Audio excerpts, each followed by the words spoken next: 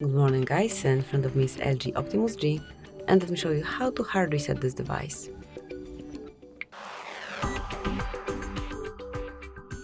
At first, open list of all apps and go to settings. Now scroll all the way down and click on backup and reset. Click on factory data reset, and if you truly want to erase all data from your phone's internal storage, including your accounts, system RAM data, downloaded apps, DRM licenses, music, and other files, and also all other user data, just click on Reset Phone. Then click on Erase Everything to confirm.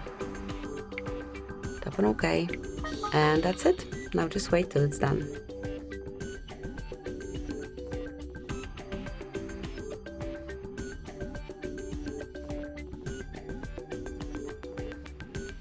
And that's it. Now you can set up your device from scratch. Thank you for watching. Please subscribe our channel and leave the thumbs up.